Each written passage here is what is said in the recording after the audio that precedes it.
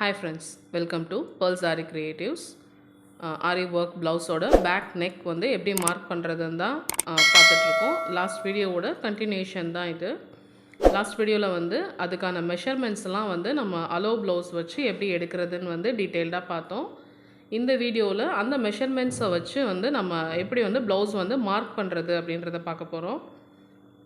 So இந்த video தான் நீங்கள் ஃபர்ஸ்ட் பார்க்குறீங்க அப்படின்னா நான் பார்ட் 1 வீடியோ வந்து நான் டிஸ்கிரிப்ஷனில் வந்து லிங்க் கொடுக்குறேன். பார்க்காதவங்க போய் செக் பண்ணிக்கோங்க. சேனலை மறக்காமல் சப்ஸ்கிரைப் பண்ணிக்கோங்க. கூடவே பெல் பட்டனை ப்ரெஸ் பண்ணிக்கோங்க. அப்போ தான் நான் போடுற வீடியோ உங்களுக்கு நோட்டிஃபிகேஷனில் வரும்.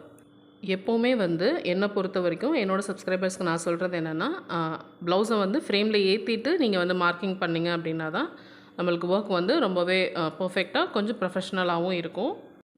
சாதாரணமாக மார்க் பண்ணுறதுக்கும் நம்ம ஃப்ரேமில் ஏற்றிட்டு மார்க் பண்ணுறதுக்கும் அந்த அலைன் வந்து கொஞ்சம் சேஞ்ச் ஆகலாம். நம்ம துணியை வந்து ஸ்ட்ரெச் பண்ணையில் அளவுகள் கூட நம்மளுக்கு சேஞ்ச் ஆக வாய்ப்பு இருக்குது. ஸோ பெட்டர் நீங்கள் ஃப்ரேமில் ஏற்றிட்டு உங்களோட மார்க்கிங் பண்ணிங்க அப்படின்னா தான் நம்மளுக்கு வந்து ஃபினிஷிங் வந்து ரொம்ப நீட்டாக இருக்கும். ஸோ நம்ம ஏற்கனவே எடுத்த அந்த மெஷர்மெண்ட்ஸ் வச்சு இப்போ எப்படி வந்து நம்ம ப்ளவுஸ் மெட்டீரியலில் வந்து பேக் நெக் வந்து மார்க் பண்ணலான்னு பார்க்கலாம் வாங்க. ஸோ இந்த ப்ளவுஸில் வந்து நம்மளுக்கு 2 பக்கமும் வந்து பார்டர்ஸ் கொடுத்துருக்காங்க. ஸோ பார்டர் வந்து ரொம்பவே திக்காக இருக்குது அப்படிங்கிறனால நான் அந்த கோல்டு லைன் மட்டும் வந்து நான் பார்டர்ஸில் வந்து நான் எடுத்துக்க போகிறேன். இதுவும் வந்து ரொம்ப முக்கியமான பாயிண்ட்டு நம்ம பார்க்க வேண்டியது. ஸோ நம்ம சூஸ் பண்ணுற டிசைனை பொறுத்து வந்து நம்மளுக்கு அந்த பார்டர் வந்து நம்மளுக்கு தேவையா, எந்த அளவுக்கு வந்து அது தேவைங்கிறது வந்து நம்ம ஃபர்ஸ்ட் வந்து டிசைட் பண்ணிக்கணும். ஸோ அந்த கோல்டு வரைக்கும் எடுத்துக்கிறனால அதுக்கு கீழே வந்து ஒரு 1 or 1.5 இன்ச்சஸ்க்கு வந்து நான் ஸ்டிச்சிங்க்காக ஒரு லைன் வந்து ட்ரா பண்ணிக்கிறேன்.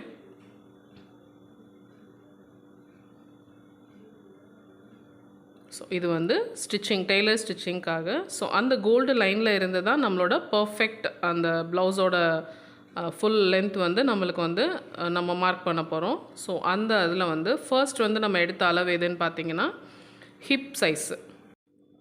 நம்ம ஃபர்ஸ்ட் எடுத்த மெஷர்மெண்ட் எதுன்னு பார்த்தீங்கன்னா அந்த ப்ளவுஸில் இருக்கிறதுலே கீழே இருக்கும் ஹிப் சைஸ். ஸோ அதுதான் வந்து ஃபர்ஸ்ட் எடுத்தோம். எல்லாருமே வந்து முதல்ல எப்படி எடுப்பாங்கன்னு பார்த்தீங்கன்னா ஃபஸ்ட்டு ப்ளவுஸோட ஃபுல் லென்த் அந்த மாதிரி வந்து ஆர்டரில் தான் வருவாங்க. பட் நம்ம இந்த ஆர்டரில் போனோம் அப்படின்னா தான் ஃபஸ்ட்டு நம்மளுக்கு கீழே அந்த இடுப்பு தெரிஞ்சு அதோட சென்டர் பாயிண்ட் தெரிஞ்சிச்சு அப்படின்னா தான் நம்ம அந்த சென்டர் பாயிண்ட்டை வச்சு வந்து நம்ம அந்த ப்ளவுஸோட ஃபுல் லென்த் வந்து நம்ம மார்க் பண்ண முடியும். ஸோ ஃபுல் லென்த் நம்மளுக்கு கிடைச்சாதான் அதோட நெக்கை வந்து நம்ம மார்க் பண்ண முடியும். அதோட ஷோல்டரை வந்து நம்ம மார்க் பண்ண முடியும். ஷோல்டர் தெரிஞ்சால் தான் நம்ம அந்த ஆர்ம் ஹோலை மார்க் பண்ண முடியும். ஸோ அதுக்காக தான் நம்ம எந்த ஆர்டரில் போனால் நம்மளுக்கு ஈஸியாகவும் நம்மளுக்கு கம்ஃபர்டபுளாகவும் நம்ம மார்க் பண்ண முடியுமோ அதுக்காக அந்த ஆர்டர்லேயே வந்து நம்மளோட மெஷர்மெண்ட்ஸை நான் எடுத்திருக்கேன். ஸோ கீழே வந்து நம்மளுக்கு ஹிப் சைஸ் வந்து 17.5 இருந்துச்சு. ஸோ அந்த டேப்பை வந்து இப்படி 2ஆக மடிச்சிங்க அப்படின்னா அதோட சென்டர் பாயிண்ட் வந்து என்னன்னு நம்மளுக்கு தெரிஞ்சிடும். 8.75. ஸோ 8.75 இன்ச்சு தான் வந்து நம்மளுக்கு சென்டர் பாயிண்ட்டாக வரும்.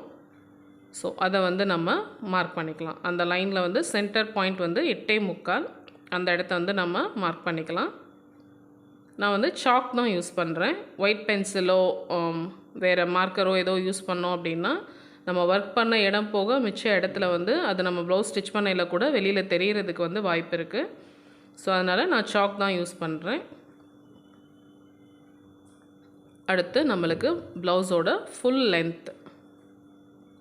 லென்த் வந்து நம்மளுக்கு 15.5 வந்து நம்ம மெஷர் பண்ணி வச்சுருந்தோம். ஸோ அந்த சென்டர் பாயிண்ட்டை வந்து மெயினாக வச்சுட்டு வந்து நம்ம அதிலேருந்து வந்து 15.5 வந்து மேலே ஹைட் வந்து நம்ம மார்க் பண்ணுறோம்.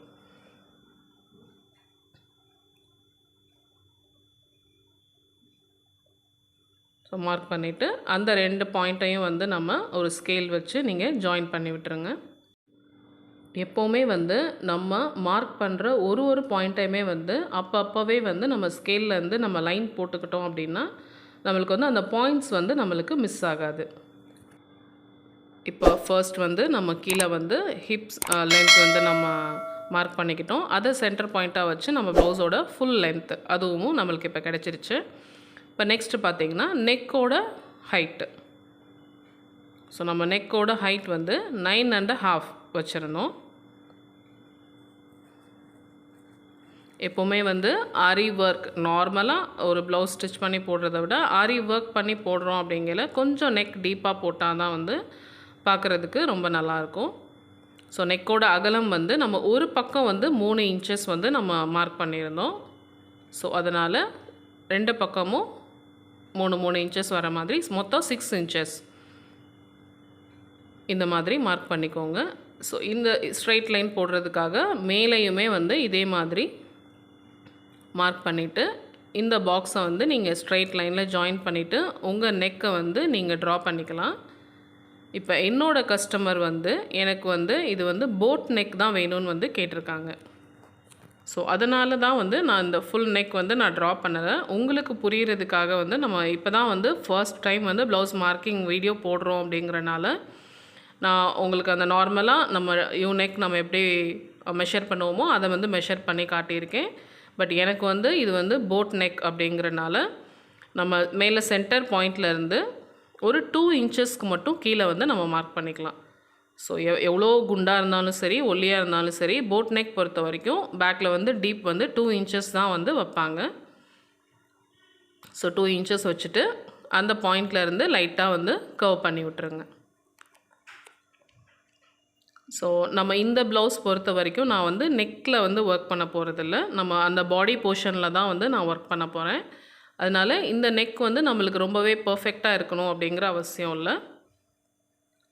நீங்கள் மார்க் பண்ணலையும் நீங்களும் தெரிஞ்சுக்க வேண்டிய விஷயம் எதுன்னு பார்த்தீங்கன்னா, நம்ம ஒரு ஃபுல் ப்ளவுஸ் ஒர்க் பண்ணுறோம் அப்படின்னா நம்மளுக்கு வந்து எல்லா மெஷர்மெண்ட்ஸுமே ரொம்பவே பர்ஃபெக்டாக இருக்கணும்.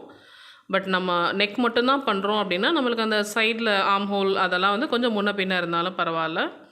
இல்லை நம்ம சென்டரில் பண்ணுறோம் அப்படிங்கிறனால நான் நெக்குக்கு வந்து பெருசாக வந்து நான் இம்பார்ட்டன்ஸ் கொடுக்கல. ஸோ நெக் பாயிண்டில் இருந்து 2.5 இன்ச்சஸ் வந்து நம்ம ஷோல்டருக்கு வந்து எடுத்திருக்கோம்.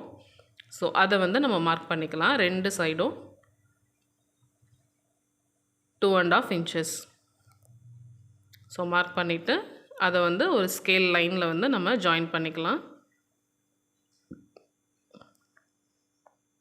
ரொம்ப சிம்பிளுங்க. நம்ம ஃபர்ஸ்ட் டைம் பார்க்கையில என்னடான்ற மாதிரி ரொம்ப பெருசாக தெரியும்.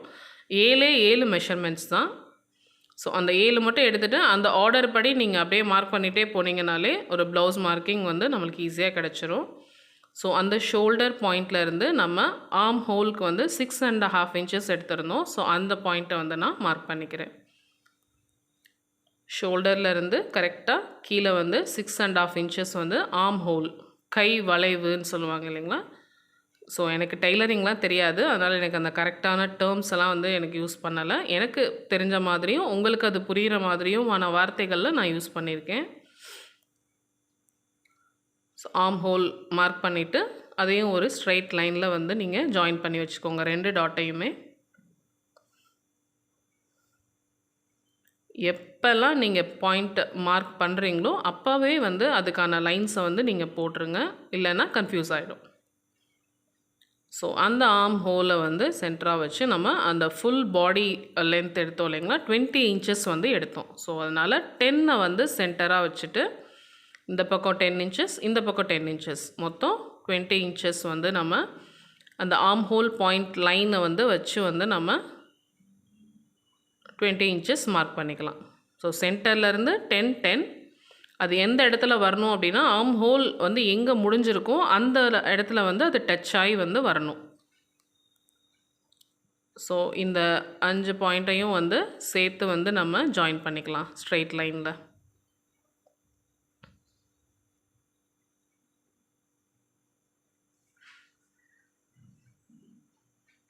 சென்டர் பாயிண்ட்டு 2 சைடு இருக்கிற ஆர்ம் ஹோல் அதுக்கப்புறம் 2 சைடும் வர அந்த ஃபுல் லென்த்து. ஸோ நம்மளோட மார்க்கிங் ஆல்மோஸ்ட் வந்து முடிஞ்சிருச்சு. இப்போ இந்த சைடு வந்து நம்ம ஜாயின் பண்ணிக்கலாம்.